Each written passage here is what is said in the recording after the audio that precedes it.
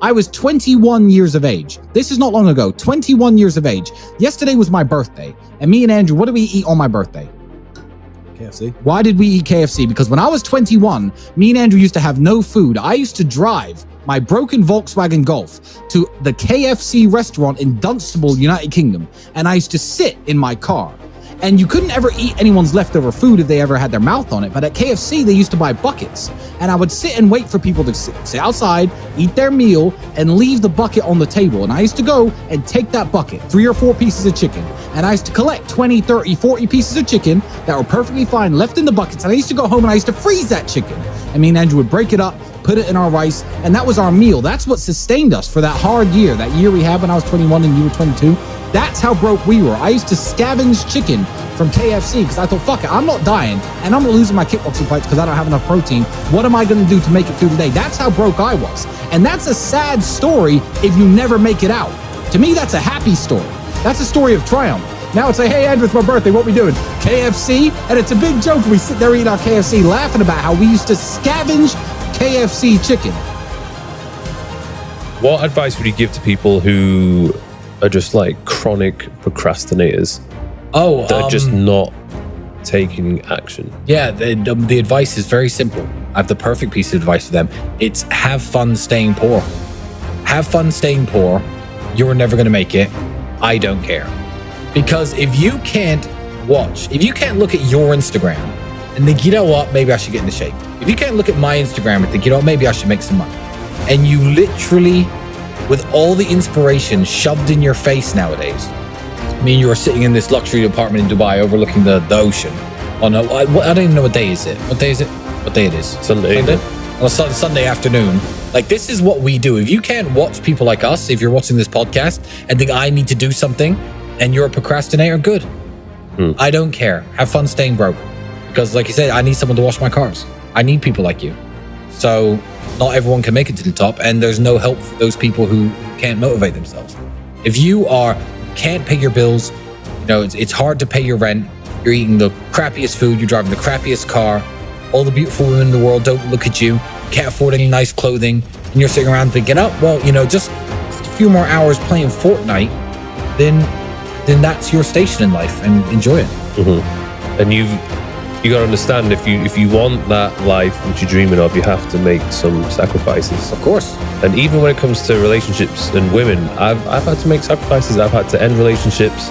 I've had to just go through phases where I didn't even bother at all, just to keep my mind focused on the mission and to avoid the distractions. It's very hard to become successful. It's very hard to become rich and successful, and that's why very few people do it. It's very hard to become influential, to get people following you, to get people listening to you.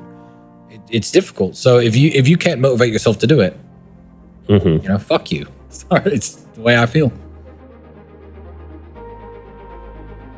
Cool. Why didn't you dump on video games enough? Well, I mean, why play video games? In 10 seconds, I can very quickly sum this up. There's a video game called Gran Turismo where you select which car you want to drive and select which road you want to drive, and then you sit in the house of your mother's basement and pretend to drive that car on that road. I, because I've done the work, pick the car I want to drive because I have all of them, and pick the road I want to drive, and I drive there, and I get to do it IRL. So it's a substitute for real life. That's it. So it's a lazy man's way of feeling like he's achieved something, because video games are made to be completed. Every level was designed, okay, let's make it this hard, but they need to complete it. Life, you can actually fail at. Life isn't made to be completed. Not everyone doesn't end up here. So ignore all that stuff you read on the internet about your time will come, be patient. No, everyone is born broke and dies broke. I'm not. I've done the work IRL.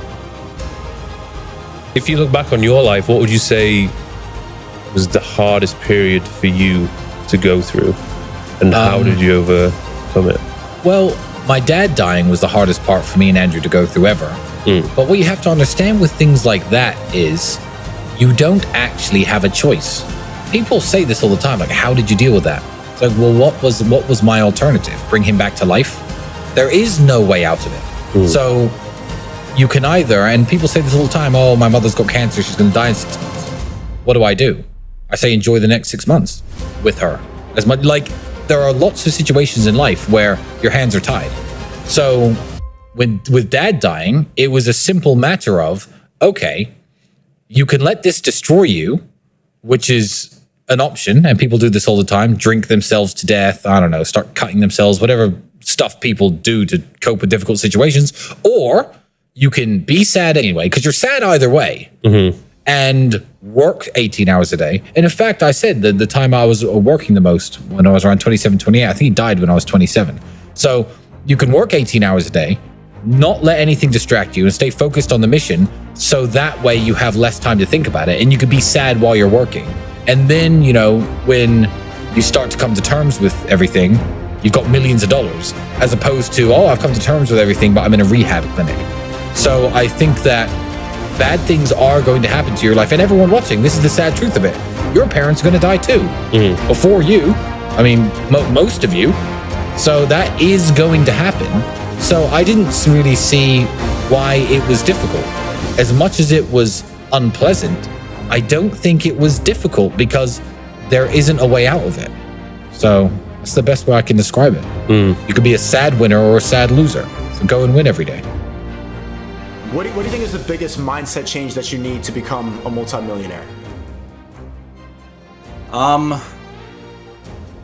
You know what? I feel like being on.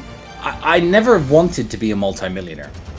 Andrew once said to me, famously, Tristan, if we could just find a way to make, this is before the internet, if we could just find a way to make like 50, 100 pounds a day from home, that would alleviate a lot of our problems. Start small. Because as you climb the mountain and you reach where you wanted to reach, you realize that there are new mountains to climb. There are new mountains to climb for me right now. And I'm at a level that a lot of people can't even dream of getting to. But you see it. It opens new doors when you accomplish the goals that you're aiming for. And it opens your eyes to what's possible from there. So don't think I want to be a multimillionaire. Think, okay, I want some financial independence. I want to work 20 hours at the fast food store instead of 40, but supplement my income from home. Okay, I've done that. Now I have more free time. Where do I go from here?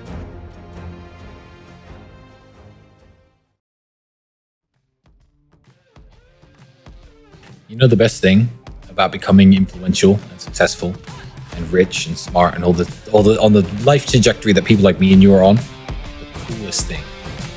Exes. Yeah. Oh, hi. Oh, yeah, it's a shame it didn't work out. Yeah, shame for you. That is pretty funny. Every single one of them has messaged me. I know. Over at some point, they all message you, or you catch them watching. And that one in particular, she did not stop messaging me because she knew she fucked up. Remember my quote: "Everyone who I've ever lost is worse off without me." Tristan Tate original quote. Remember that one, because it's true. It's true. So, yeah.